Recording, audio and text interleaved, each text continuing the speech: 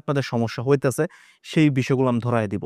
ওকে, তো এখন আমি আপনাকে বলবো যে আমি গত 1 সপ্তাহ আগে ভিডিও করে 2 দিনের মাথায় ভিডিওটা প্রাইভেট করে দিয়েছিলাম, যেটা আমি ভিডিওতেও বলেছিলাম যে অতিরিক্ত মানুষ যখন এই ডিএলডি চার্টের মধ্যে চলে আসবে তখন হিউজ একটা কোয়ান্টিটি নিতেছে হয়। এটা কিছু নিয়ম আছে, নিয়মটা আমি বলে দিব, তাহলে আপনার কোনো সমস্যা হবে না। কারণ একটা জিনিস মাথায় রাখবেন, আপনি নিজে থেকে যখন ট্রেড করবেন আপনার সাইকোলজি একরকম থাকবে।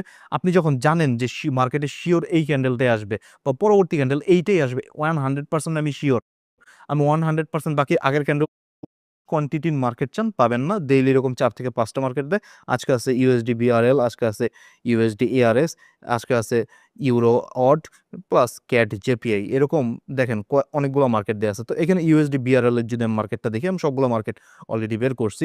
তো ইউএসডি বিআরএল এর মার্কেট এখানে চলতেছে ধরেন যে মাঝখানের একটা যে কোনো একটা পজিশনে, হ্যাঁ।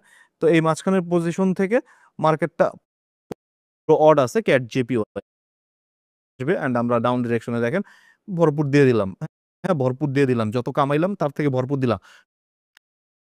বিকাশ দিয়ে টাকা ভরেন, আমরা এখানে রিঙ্গিত দিয়ে রিঙ্গিত ভরি, তো এই জন্য আমাদের এখানে কারেন্সিটা রিঙ্গিত RM লেখা আছে। ওকে, তো দেখেন আমরা এখানে শিওর জানি যে আমরা এখানে লস খাবো, তাও আমরা এখানে ট্রেডটা প্লেস করছি। কারণ ফার্স্টের দিকে আমাদের কয়েকটা লস দিতে হবে।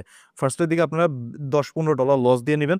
এর পরবর্তী ক্যান্ডেল আমরা 100% কনফার্ম, দেখেন আমরা এখানে দেখতে পারতেছি 100% এখান থেকে আমরা ফুললি কনফার্ম যে পরবর্তী ক্যান্ডেলটা